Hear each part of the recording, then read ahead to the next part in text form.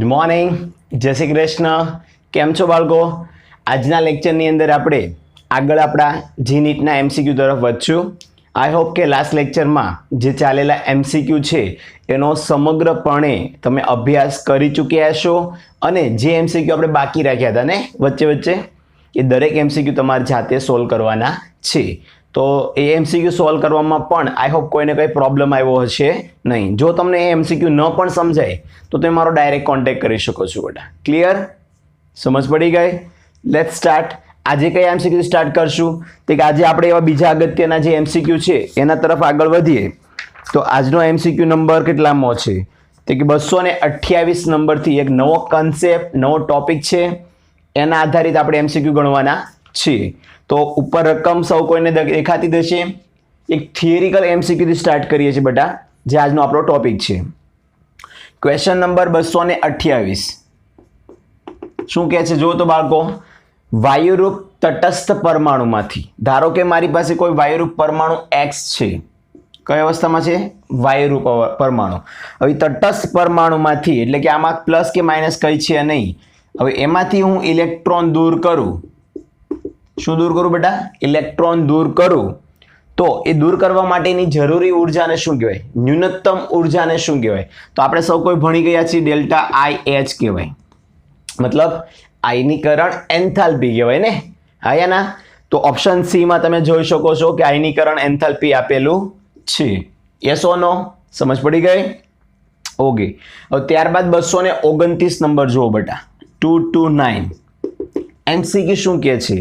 તો તમારી પાસે હાઇડ્રોજન પરમાણુ છે. હવે તમે સૌ કોઈ જાણો છો કે હાઇડ્રોજન હકીકતમાં H2 ના ફોર્મમાં હોય છે. યસ ઓર નો?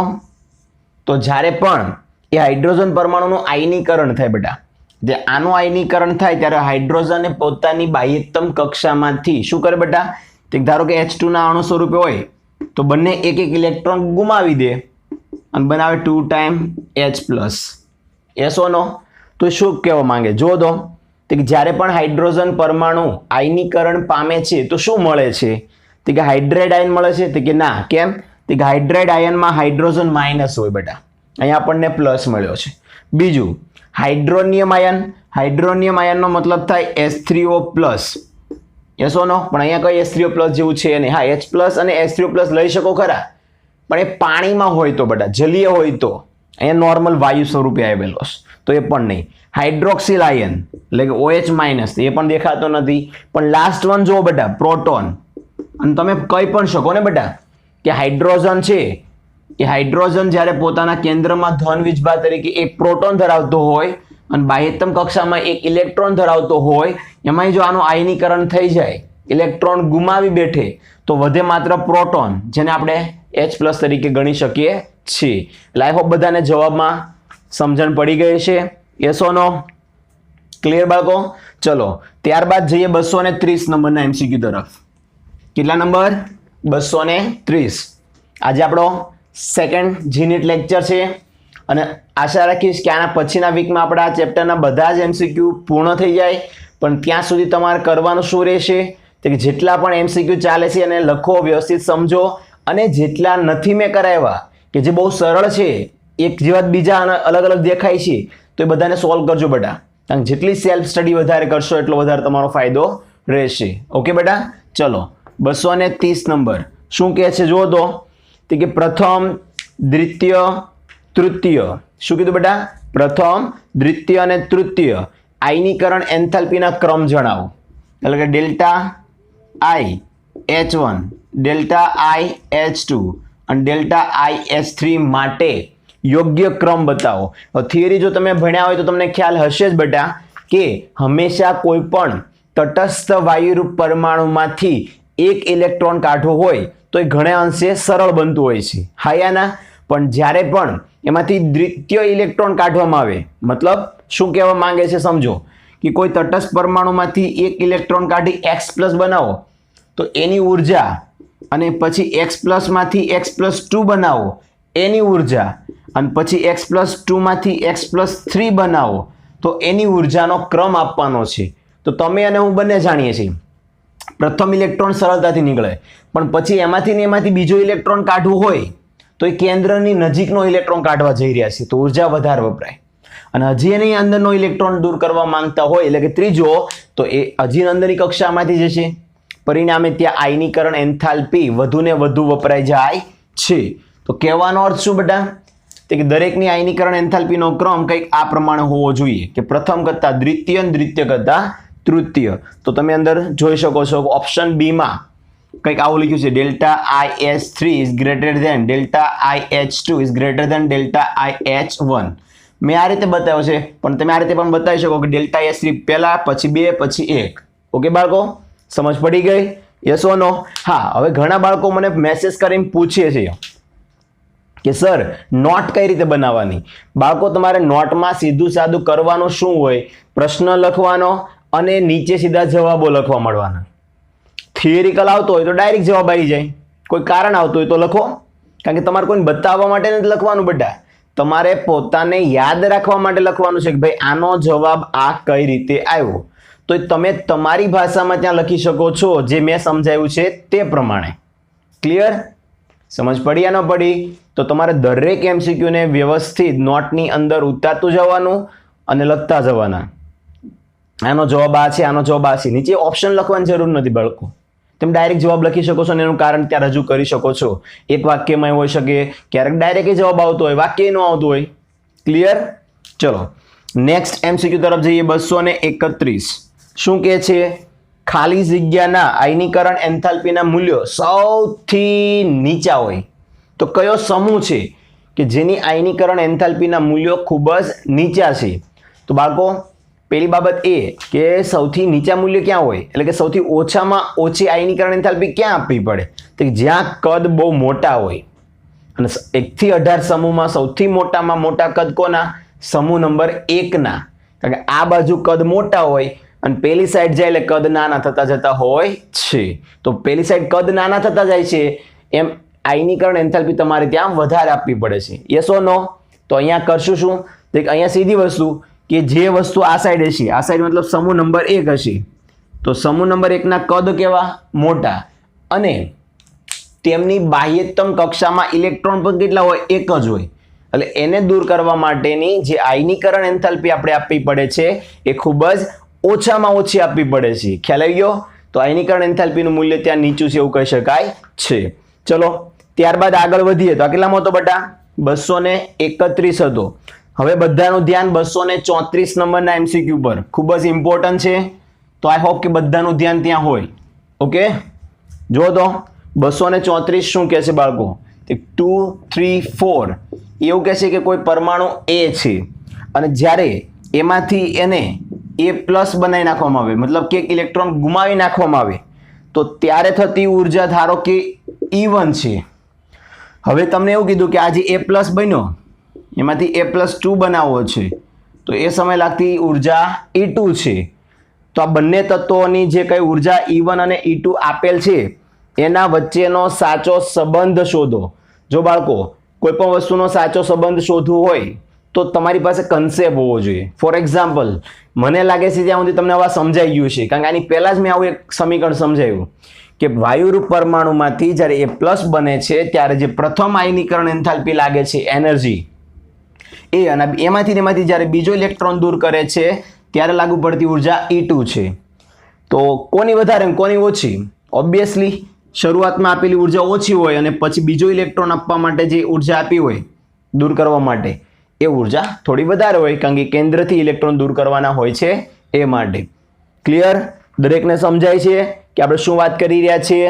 કારણ કે MCQ તમારે સમજવાના છે, સમજેલા કન્સેપ્ટને એપ્લાય કરવાના છે તો જવાબો મળે ને. યસ ઓર નો? જો બોર થવાની જરૂર નથી, બિંદાસ કોઈ લેક્ચર જોઈ રહ્યા છો, MCQ 1 by 1 આવી રહ્યા છે, સોલ્યુશન પણ હું જ આપી રહ્યો છું. તો જો ક્લિયર બાળકો? ચલો કેટલા પૂરા થઈ ગયા બેટા? 234. હવે નેક્સ્ટ MCQ જો ઇમ્પોર્ટન્ટ આની જેવો જ છે. 235 નંબરનો MCQ શું કહે છે? ધ્યાનથી સાંભળજો કે નીચેના પૈકી કઈ ઇલેક્ટ્રોનીય રચના, શું કહે છે? નીચેના પૈકી કઈ ઇલેક્ટ્રોનીય રચના જે આપેલી છે એમાંથી કયું તત્વ એવું છે કે જે એક વીજભારિત ધન આયન બનાવવાની ક્ષમતા દર્શાવે છે?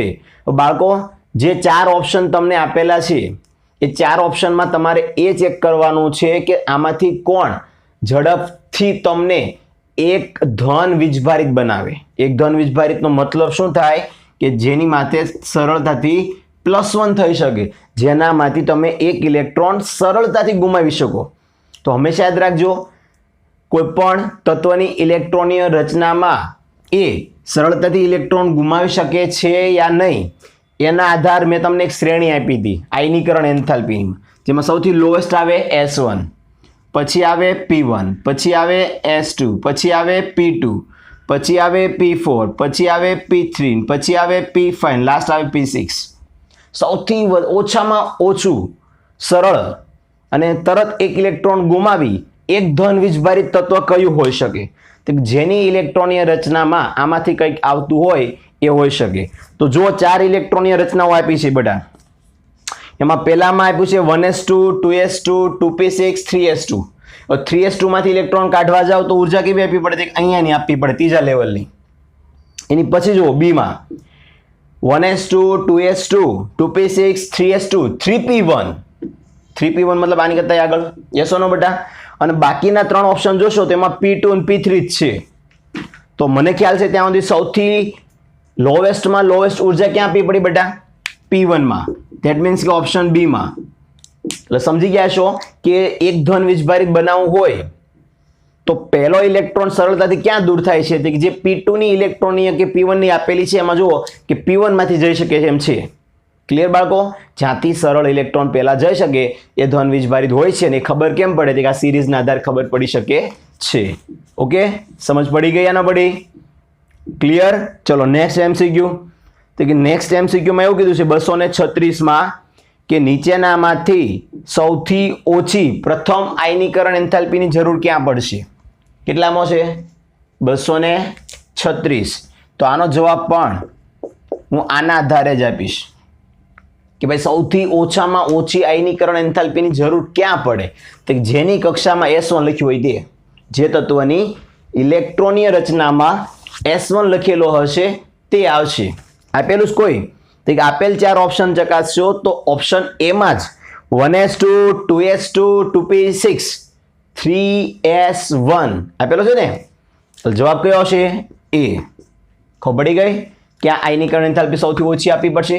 હવે ધારો કે તમને એવું પૂછ્યું હોત કે ક્યાં વધારે આપવી પડશે, તો જ્યાં P6 આવે ત્યાં, અથવા તો P5 આવે ત્યાં. કેમ? P6 ઓપ્શનમાં ન પણ હોય તો P5. ધારો કે P5 અને P6 પણ નથી તો P3. સમજ પડે છે ને? ક્લિયર? ચલો ત્યારબાદ જઈએ આગળ 238 નંબર બેટા. શું કે છે? નીચેના પૈકી ખાલી જગ્યાની બાહ્યતમ કક્ષાના ઇલેક્ટ્રોનને, નીચેના પૈકી મતલબ કે ઓપ્શન આપેલા છે એમાં ABCD માં જુઓ તો શું કહે છે? તે કે આપેલા 4 ઓપ્શનમાં તમારે કઈ જગ્યા પર ઇલેક્ટ્રોન દૂર કરવા માટે સૌથી વધારે ઉર્જા આપવી પડશે? કેટલામાં છે બેટા? 238. અને 238 નંબરનો MCQ તમને શું કહે છે? કે જે 4 ઓપ્શન તમને આપેલા છે એ 4 ઓપ્શનમાં તમારે કઈ ઇલેક્ટ્રોનીય રચનામાં સૌથી વધારે ઉર્જા વાપરવી પડશે? તો બાળકો સૌથી વધારે ઉર્જા ક્યાં વાપરવી પડે? તો કે મેં હમણાં જે રચના આપી હતી સિરીઝ એ મુજબ P6 માં આપવી પડે. હવે આપણે જે 4 ઓપ્શન આપેલા છે એમાં જુઓ શું P6 છે? તો કે P1 છે, P2 છે, P3 છે અને P4 છે. P5 અને P6 તો છે નહીં. તો P6 નથી, P5 નથી, તો પછી કોણ હતું? P3 હતો. અને પછી આપણે P4 નંબર આપેલો છે, યાદ છે? તો જ્યાં P3 દેખાય છે એમાં સૌથી વધારે ઉર્જા આપવી પડશે. આ સિરીઝ યાદ રાખજો, બહુ અગત્યની છે બાળકો. ક્લિયર? કેટલામાં પૂરો થઈ ગયો? 238. ત્યારબાદ 239 માં જુઓ બેટા. શું કહે છે? કે નીચે આપેલી કઈ ઇલેક્ટ્રોનીય રચના એવી છે? 239 વાંચો. નીચે આપેલી કઈ ઇલેક્ટ્રોનીય રચના એવી છે કે જ્યાં બીજી અને ત્રીજી આયનીકરણ એન્થાલ્પી વચ્ચે મહત્તમ તફાવત છે? હવે આનો અર્થ શું થાય? તો એક ઓપ્શન સમજાવું છું તમને, એટલે બધા સમજાય જશે તમને. ઓપ્શન 1 વાંચો. 1s2, 2s2, 1s2, 2s2, 2p2. આવો કંઈક ઓપ્શન એ આપેલો છે બેટા. હવે એને કીધું સાંભળો કે બીજી અને ત્રીજી આયનીકરણ એન્થાલ્પીના મૂલ્યોની વચ્ચે મોટો તફાવત હોવો જોઈએ. તો એ 4 ઓપ્શનમાંથી કોનામાં છે? તો હું પહેલા એમાં ટ્રાય કરી લઉં. બીજી આયનીકરણ એન્થાલ્પીનો મતલબ શું થાય? તો કે ઓલરેડી એમાં પ્રથમ આયનીકરણ એન્થાલ્પી લાગુ પાડી દીધી છે બેટા. યસ ઓર નો? જેવી પ્રથમ લાગુ પડે એટલે આ કેવી બની જાય? 1s2 2s2 2p1 થઈ જાય. કેમ? કે ઓલરેડી અહીંયા એક આયનીકરણ એન્થાલ્પી લાગુ પડી ગઈ છે. હવે મારે બીજી એપ્લાય કરવાની છે. તો જેવી બીજી એપ્લાય કરું, આની બાહ્યતમ કક્ષામાં તો 2p1 જ છે. યસ ઓર નો? મતલબ કે એક જ છે ને, તો સરળતાથી જતો રહેશે. મતલબ કે મારી દ્વિતીય આયનીકરણ એન્થાલ્પીનું મૂલ્ય ખૂબ જ કેવું છે? ઓછું હશે બેટા. હવે ત્રીજી એપ્લાય કરો. ત્રીજી એપ્લાય કરો ત્યારે આ તો જતું રહ્યું હોય 2p1, તો વધુ કોણ હોય? 2s2. ત્રીજી આયનીકરણ એન્થાલ્પી જ્યારે હું એપ્લાય કરું ત્યારે એસ કક્ષકમાંથી કાઢવાનું હોય. બાળકો અહીં નોટિસ કરજો, એસ કક્ષકમાં સંપૂર્ણ રીતે 2 ઇલેક્ટ્રોન ભરાયેલા છે, એટલે સ્થાયી ઇલેક્ટ્રોનની રચના કહેવાય. અને એમાંથી ઇલેક્ટ્રોન દૂર કરવા હોય તો તમારે વધારે ઉર્જા આપવી પડે. ધેટ મીન્સ કે આ જવાબ આવશે કે જ્યાં એની બીજી સૌથી ઓછી મળી, ત્રીજી તે સૌથી વધારે મળી. વિચાર કરો, સૌથી ઓછી અને સૌથી વધારે મતલબ કે તફાવત મોટો મળે બાળકો. ઓકે, એટલે બીજી અને ત્રીજી આયનીકરણ એન્થાલ્પી વચ્ચે મહત્તમ તફાવત ક્યાં જોવા મળે તે ચકાસવું હોય તો તમારે બધામાં બીજી અને ત્રીજી આયનીકરણ એન્થાલ્પી એપ્લાય કરવાની. તો ઘણાને એમ થશે સર બીજી અને ત્રીજી કઈ રીતે એપ્લાય કરવાની? તો જ્યારે પણ તમને પ્રથમ એપ્લાય કરવાનું કહે છે તો ત્યારે તમે કરો છો શું? તો કે ડાયરેક્ટલી આપણે જેમાંથી સરળતાથી ઇલેક્ટ્રોન દૂર થતો હોય એના પર ફોકસ કરીએ છીએ. યસ ઓર નો? પ્રથમ માટે એવું કરો છો ને, તો દ્વિતીય માટે શું કરવાનું? દ્વિતીય માટે પહેલા એક કાઢી નાખવાનો અને પછી ફોકસ કરવાનું. અને તૃતીય માટે તો કે 2 કાઢી નાખવાના પછી ફોકસ કરવાનું, કમ્પેર કરવાનું આપણી સિરીઝ સાથે, આયનીકરણ એન્થાલ્પીની સિરીઝ સાથે. ખબર પડી ગઈ? યસ ઓર નો? ચલો નેક્સ્ટ એમસીક્યુમાં જઈએ. તો 239 નંબરના એમસીક્યુ બાદ હવે સમજ તો પડે છે ને બધાને કે ઉપરથી જાય છે બેટા? જો કોઈ ટેન્શન નહીં, ન સમજ પડે તો તમે ડાયરેક્ટલી મને પૂછી પણ શકો છો. ઓકે બેટા?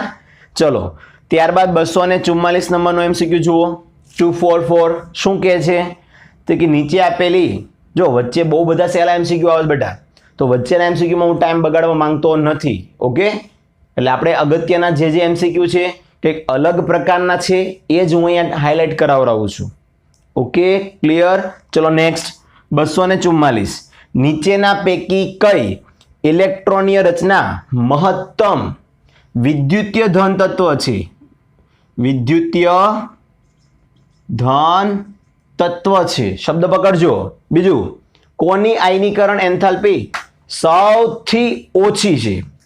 બીજા શબ્દોમાં કહીએ તો કોની આયનીકરણ એન્થાલ્પીનું મૂલ્ય સૌથી ઓછું છે? આ બેનો મતલબ સરખો થઈ શકે. કેમ? સમજો. પહેલા તો મહત્તમ વિદ્યુતીય ધન તત્વ એટલે શું? તો બાળકો, જેનું કદ સૌથી મોટું હોય, યાદ રાખજો, જેનું કદ સૌથી મોટું હોય અને પોતે મોટો વિદ્યુતીય ધન વીજભાર ગોળો હોય. હવે આવું ક્યારે બને? તો એક ઉદાહરણ આપું. ધારો કે મારી પાસે સોડિયમ છે. કોણ છે બેટા? તો એના ઇલેક્ટ્રોન કઈ રીતે ગોઠવાયેલા હોય? તો અંદરની કક્ષામાં 2 8 અને પછી આવે 1. આયા ના? તો આ અત્યારે જનરલી એક સોડિયમની ઇલેક્ટ્રોનની રચનાવાળો ગોળો છે. હવે જેવો હું આમાંથી એક ઇલેક્ટ્રોન દૂર કરી દઉં, શું કરી દઉં? એક ઇલેક્ટ્રોન દૂર કરી દઉં તો સોડિયમ કેવો બની જાય? ધન વીજભારિત બન્યો ને. તો આ વિદ્યુતીય ધન આયન બન્યો કહેવાય. શું કહેવાય? વિદ્યુતીય ધન આયન, એટલે કે વિદ્યુતીય ધન તત્વ થઈ ગયું કહેવાય. મતલબ કે આ જેવો એક ઇલેક્ટ્રોન જશે સોડિયમમાંથી તો બાકીનો ગોળો આખો કેવો રહેશે? તો બાકીનો આખો ગોળો ધન વીજભારિત બની ગયો એવું કહેવામાં આવે છે. ખ્યાલ આવ્યો બેટા? આખો ગોળો કેવો થઈ ગયો? ધન વીજભારિત. તો પ્રશ્ન એવો છે કે સૌથી વધારે વિદ્યુતીય ધન કોણ હોય? સવાલનો જવાબ એ રીતે આપી શકો બાળકો કે ભાઈ લિથિયમ કરતાં નીચે જાઓ તો સોડિયમનું કદ મોટું આવે, સોડિયમ કરતાં પોટેશિયમ, રૂબિડિયમ, સીઝિયમ એમ નીચે તરફ જશો એટલું કદ મોટું થશે. અને દરેકના બાહ્યતમ કક્ષામાં એક જ ઇલેક્ટ્રોન આવે. તો આનો ઇલેક્ટ્રોન દૂર કરું તો આનો ગોળો ધન વીજભારિત ગોળો જે બને એના કરતાં સોડિયમનો ગોળો કેવો મળે? મોટો ધન વીજભારિત મળે. કારણ કે આ બધાના કદ કમ્પેરિઝનમાં જુઓ તો નીચે જતા વધતા જાય છે. હા યા ના? તો જેટલું કદ નીચે જઈને વધતું જાય અને વધેલા કદમાંથી એક ઇલેક્ટ્રોન દૂર કરી દઉં તો એ જે ગોળો મળશે એ મોટો વધારે વિદ્યુતીય ધન વીજભાર વાળો મળશે. બીજું, આમ જાઓ તો બધા ગોળા તો નાના જ થવાના છે કદમાં, ખાલી સમૂહમાં જ મોટા થાય અને એ રીતે પહેલા સમૂહમાં સૌથી મોટા થાય. ક્લિયર? સમજાઈ ગયું? ટોપિક ખબર પડે છે? ઓકે. બીજું, આયનીકરણ એન્થાલ્પીનું મૂલ્ય પણ એનું સૌથી ઓછું હોવું જોઈએ. ઓછું કોનું હોય? સૌથી મોટું કદ હોય એનું હોય. સૌથી મોટું કદ હોય ને એનો ઇલેક્ટ્રોન બહુ કેન્દ્રથી દૂર ગોઠવાયેલો હોય અને એને દૂર કરવા માટે ઉર્જા કેવી આપવી પડે બેટા? ઓછી. તો હવે જોઈએ કે આપણે જે લોજિક ભણ્યા એના આધારે ઓપ્શનમાં કઈ આપેલું છે. તો ઓપ્શનમાં ધ્યાનથી જુઓ બેટા. પહેલા આપ્યો છે હિલિયમ 2s1. હિલિયમ 2s1 નો મતલબ થાય લિથિયમ. ત્યારબાદ ઝેનોન 6s1 એટલે 2 3 4 5 6 સીઝિયમ થાય. તેમ જોજો, ઝેનોન 6s1 માં 6s1 લખ્યું છે ને એટલે છઠ્ઠી આવર્તનું પહેલું સીઝિયમ થાય અને આમેથી સીઝિયમ સૌથી મોટો ગોળો બને બેટા. એટલે આ જવાબ આવે. બીજા ઓપ્શન જોવાની જરૂર છે નહીં. ખ્યાલ આવે છે કે નહીં આવતો બેટા? સમજ પડી ગઈ? યસ ઓર નો દરેકને? ચલો, આ તો 244 નંબરનો MCQ. હવે આપણે આગળ વધીએ નવા MCQ તરફ કે જેનો ટોપિક પણ કંઈક અગત્યનો છે. ફોર એક્ઝામ્પલ 247 એક ઇન્ડિવિજ્યુઅલ ક્વેશ્ચન પૂછી રહ્યો છું તમને. 247 માંની રકમ વાંચો બેટા કે ભાઈ ખાલી જગ્યાની આયનીકરણ એન્થાલ્પી સૌથી ઓછી છે. ઓપ્શન કયા કયા આપ્યા છે? ફ્લોરિન, હાઇડ્રોજન, લિથિયમ અને હિલિયમ. હવે આપેલા 4 ઓપ્શનમાંથી આયનીકરણ એન્થાલ્પી ઓછી કોની ખબર કેમ પડે? ગોળાઓ નાના મોટી દોરવા મળો. જેમ કે આવર્તમાં જાય એમ નાના ગોળા થાય, સમૂહમાં જાય એમ મોટા ગોળા થાય, જમણી બાજુના ગોળા નાના હોય અને ડાબી સાઈડના ગોળા મોટા હોય. એ રીતે ગોઠવતા આવડે તો એ રીતે જવાબ આપી શકો. અથવા તો બીજો ઓપ્શન શું કે આ બધાની ઇલેક્ટ્રોનની રચના તમને આવડતી હોય છે. જેમ કે ફ્લોરિન, ફ્લોરિનમાં કેટલા આવે? 9. તો 1s2 2s2 2p6 આ તો કેટલા થઈ ગયા? 10. ધેટ મીન્સ કે અહીંયા 5 આવે એટલે 9 થઈ ગયા. આ ફ્લોરિનની થઈ ગઈ બેટા. હાઇડ્રોજન માટે તમે સૌ કોઈ જાણો છો 1s1.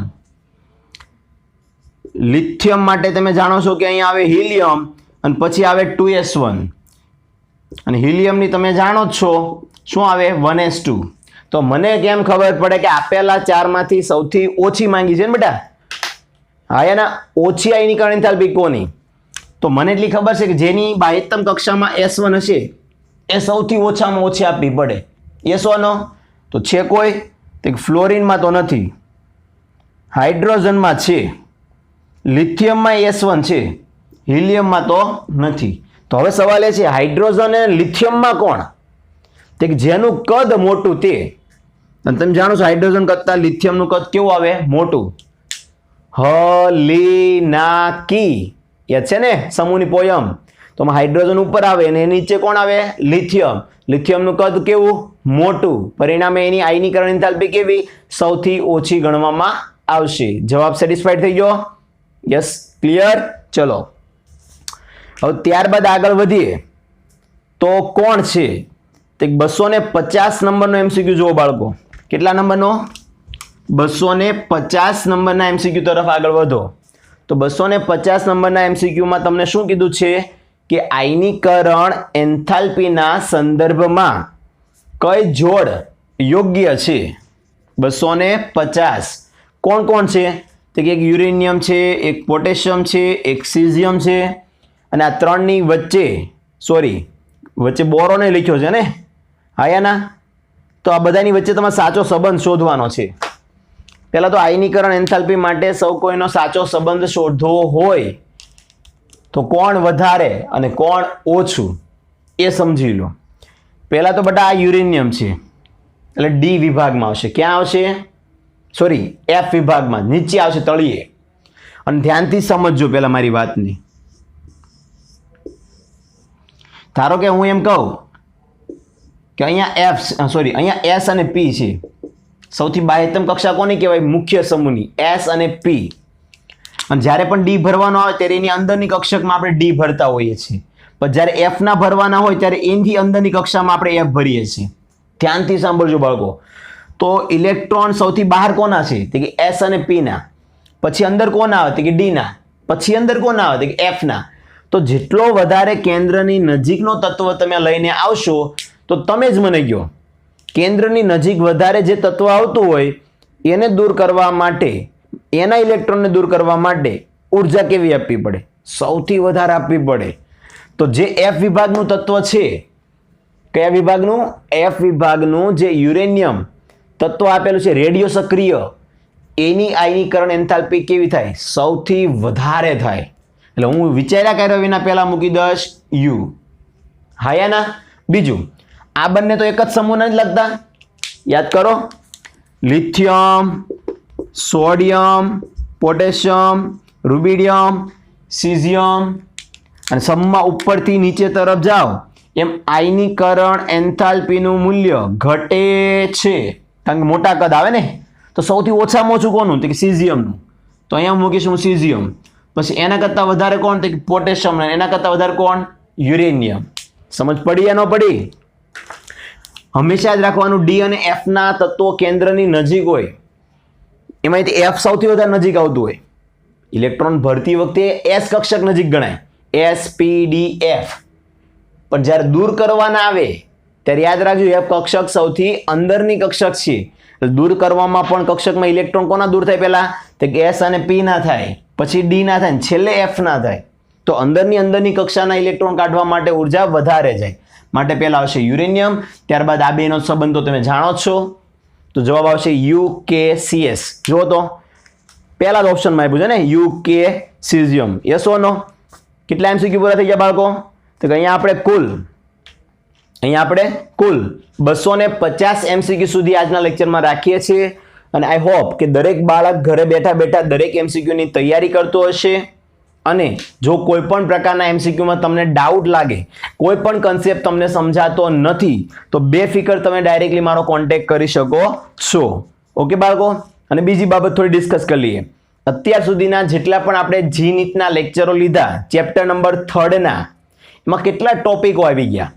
NCERT તો આવી જ ગયું, પણ આપણે જે પેમ્પલેટ આપ્યું છે એનું પહેલું પેજ તો આવી જ ગયું છે. હા યા ના? પાછળના પેજ પર આપણે SPDF વિભાગ પણ લઈ લીધેલો છે. ત્યારબાદ એક કોષ્ટક હતું, યાદ આવતું હોય તો, જે તત્વોના નામ શોધાયા નથી એને નોર્મલ ટેમ્પરરી નામ આપવામાં આવતું હતું IUPAC દ્વારા. તો એ સિસ્ટમનો ટોપિક પણ આપણે ચાલી ગયો હતો. યાદ છે બાળકો કે ભૂલી ગયા? IUPAC પ્રમાણે 1 થી 9 અને 0 વાળી સિસ્ટમ. હા રાઈટ. ત્યારબાદ તમે જેવું પેજ ટર્ન કરશો બેટા, એટલે પેજ ટર્ન કરવાની સાથે જ પાછળ તમને પરમાણ્વીય ત્રિજ્યાનો ટોપિક આપ્યો છે. કયો ટોપિક આપ્યો છે? તે કે પરમાણ્વીય ત્રિજ્યા અને એને રિલેટેડ સમ ઇલેક્ટ્રોનિયનો ટોપિક આપેલો છે. તો એક નાનો તો ટોપિક એનો અહીં સમજાઈ દઉં તમને, એટલે તમને ખ્યાલ આવી જાય.